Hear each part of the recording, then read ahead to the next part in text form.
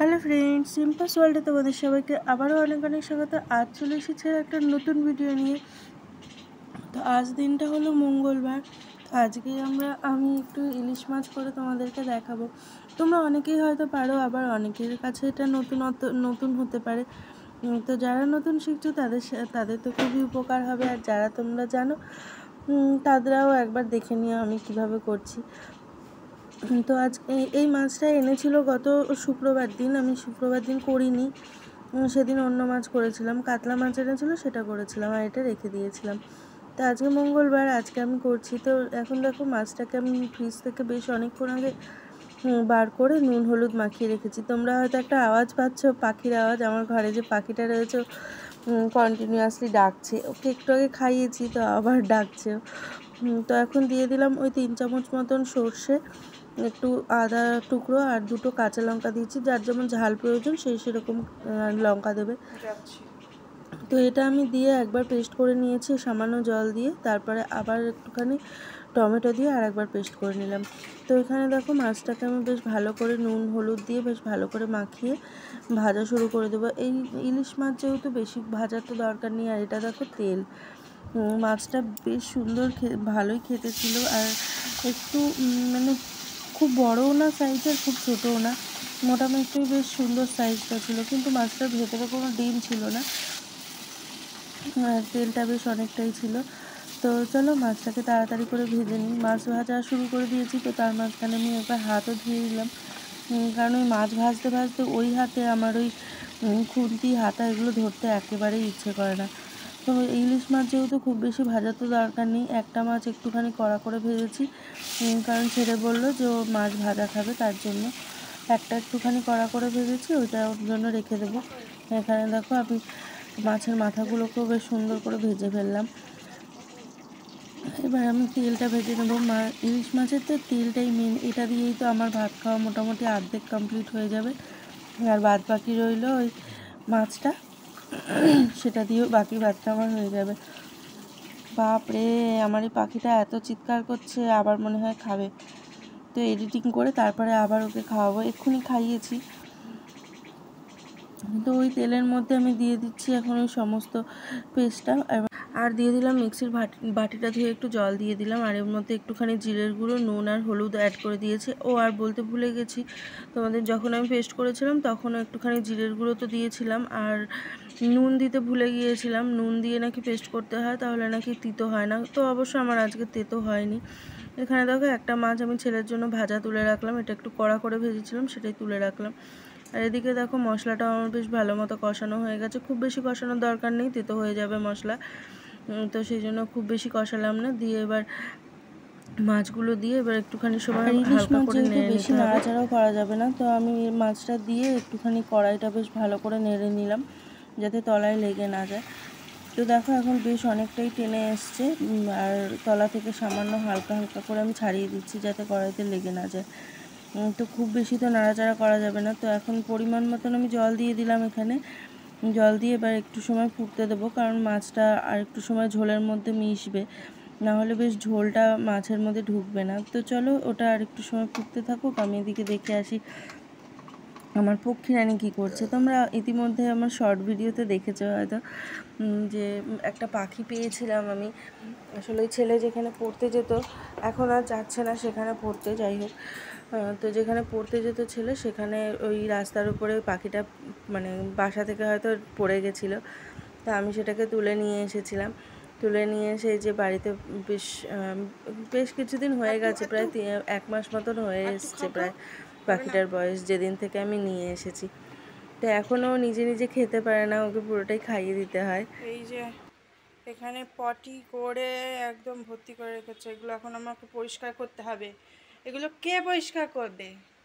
কে করবে? কে এগুলো কে পরিষ্কার করবে? সারা জায়গা পটি করে ভর্তি করে রেখেছ।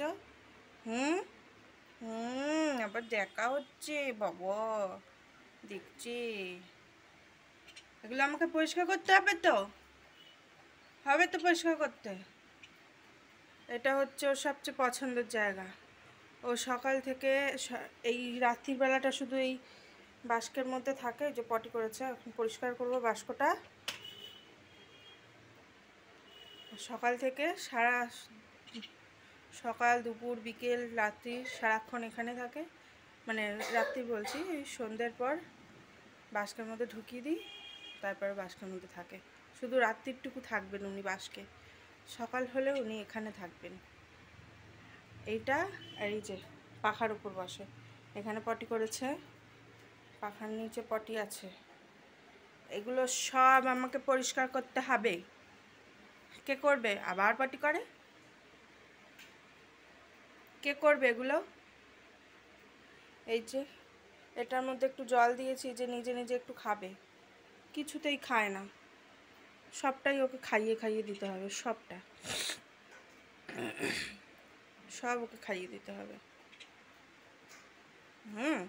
টুকু টুকু কুচু কুচু কুচু কুচু কুচু কুচু কুচু কুচু কুচু কুচু কুচু কুচু কুচু কুচু কুচু কুচু কুচু। এনেছিলাম যখন কত ছোট্ট ছিল, এই এত লোম টোম এগুলো কিচ্ছু ছিল না, কিচ্ছু ছিল না। এখন কত লোম হয়ে গেছে গায়ে। আবার খাবে, আবার খাবে, সারাক্ষণ খায়, সারাক্ষণ খায়। সকাল দিয়ে 4 বার খাওয়ানো হয়ে গেছে, খেয়েই যাচ্ছে, আর খাবে না। একটা চুপ, একটা একটা চুপ। ও ও কামড়ায়, আমাকে কামড়াতে আসে আবার। মাথায় একটা তিলক কেটে দিয়েছি, যদিও কখনো উড়ে যায় তাহলে যাতে ওকে চিনতে পারি যে ও আমাদের বাড়িতে ছিল। যে সাদা হোয়াইটনার দিয়ে একটুখানি ইয়ে করে দিয়েছি। আরে মুখে যায়নি, হাউ হাউ করছে। মুখটা মুছে নিল আবার। মুখ মোছো, মুখ মোছো, মুখে এঁটো লেগেছে, মুখটা মোছো।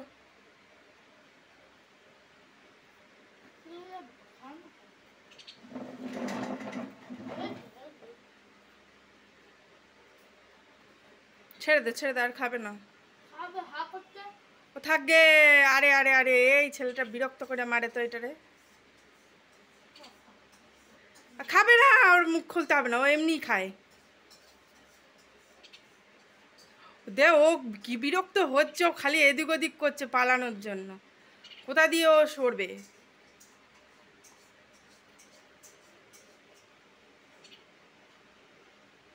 আবার গালের মধ্যে ঢুকাই দে।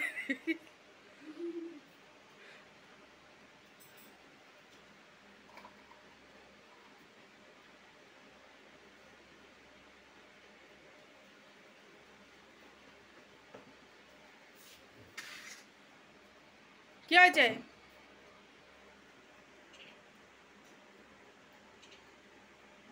ও হাতে উঠবে না, তুই ওকে ছাড়। হ্যাঁ, হয়ে গেল।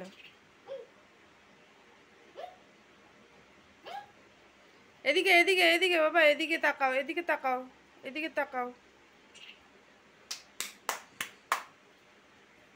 তুই যা সামনে, এদিকে তাকাও, এদিকে তাকাও, তাকাও।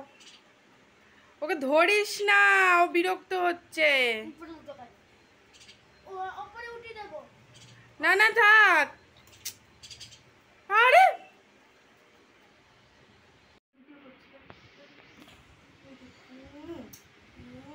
আজকে একটু চানো চানো হবে, চানো চানো হবে বাবা, হবে চানো চানো হবে।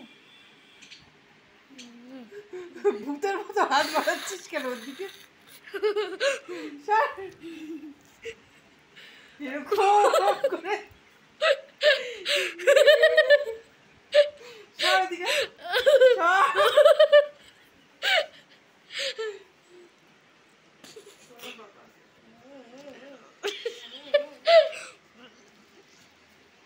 এত জোরে উড়ছি, পাখায় লাগলে একেবারে যাইবে না। পাখির সাথে একটু সময় খেলা করতে করতে আমার মাছটাও হয়ে গেছে, তো ঝোলটা আমি নামিয়ে নিচ্ছি। আর একটু কম কমই ঝোল রাখলাম যাতে ঝোলটা নষ্ট না হয়। আর দেখো তেল ওপরে পুরো চপচপ করে ভেসে উঠছে। আমি কিন্তু এক্সট্রা কোনো তেল দিইনি, যা ওই ভাজার সময় দিয়েছিলাম সেইটুকুই। আর ইলিশ মাছ থেকে অনেকটাই তেল ছেড়ে দেয়, তো সেই জন্য ইলিশ মাছ ভাজতে খুব বেশি তেলের প্রয়োজন হয় না। তো ওভারঅল ভিডিওটা তোমাদের কেমন লাগলো অবশ্যই কমেন্টে জানিও। ভালো লাগলে লাইক কমেন্ট শেয়ার করে দিও, চ্যানেলটিকে অবশ্যই একটু সাবস্ক্রাইব করে দিও। তো লাইক করলে, একটু কমেন্ট করলে না ভিডিও করার আগ্রহটা অনেকটা বেশি বেড়ে যায়। তো কেমন লাগলো অবশ্যই কমেন্টে জানিও। তো আজকের মতো টাটা, বাই বাই, দেখা হবে অবশ্যই কোনো নেক্সট ভিডিওতে। টাটা।